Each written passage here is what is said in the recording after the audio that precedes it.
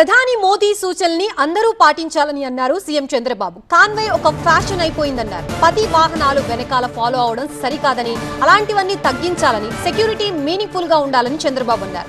Work from home గురించి తాను ఎప్పుడో చెప్పానని మళ్లీ అదే వస్తుందన్నారు.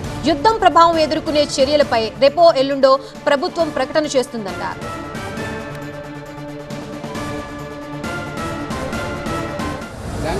ఓకే, పెట్రోల్ ప్రాబ్లం ఉంది, అది మీ సమస్య. డీజిల్ ప్రాబ్లం ఉంది, మీరేం చేస్తారో మీరు చేసుకోండి. అది కరెక్ట్ అయింది కాదు. దేశం ముఖ్యం, బాధ్యత ముఖ్యం. అందుకే ప్రధానమంత్రి గారు ఇచ్చిన పిలుపుని నేను మొన్నే చెప్పాను. 7-8 ప్రిన్సిపల్స్ మనం గుర్తుపెట్టుకోవాలి. నేను ఇప్పుడు చెప్పడం కాదు. వర్క్ ఫ్రమ్ హోమ్ అనేది ఇట్ ఈజ్ ఎ రియాలిటీ. భవిష్యత్తులో కూడా వర్క్ ఫ్రమ్ హోమ్ వస్తుంది. ఇంట్లో కూర్చొని ప్రపంచం మొత్తం పనిచేసే శక్తి వస్తుంది. డబ్బులు సంపాదించే అవకాశాలు వస్తాయి. గవర్నమెంట్లో కూడా ఇది చేస్తాం.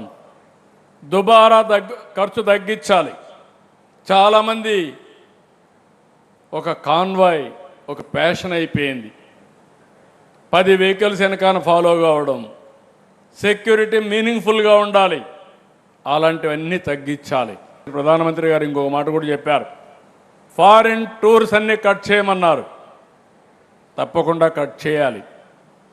అమెరికానో ఆస్ట్రేలియాలోనో లేకుంటే ఇంకో దగ్గర హాలిడేకి పోతున్నారు.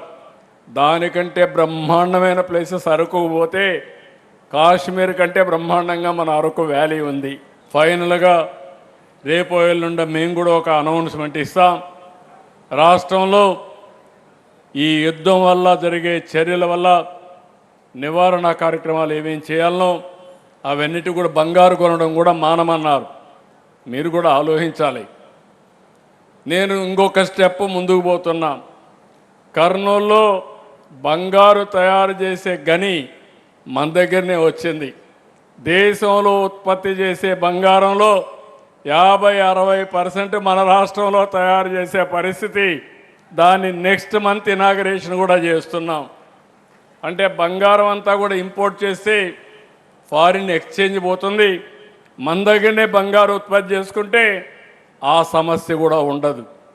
ఇలాంటి సెల్ఫ్ రిలయన్స్తో మనం ముందుకు పోవాల్సిన అవసరం ఉంది.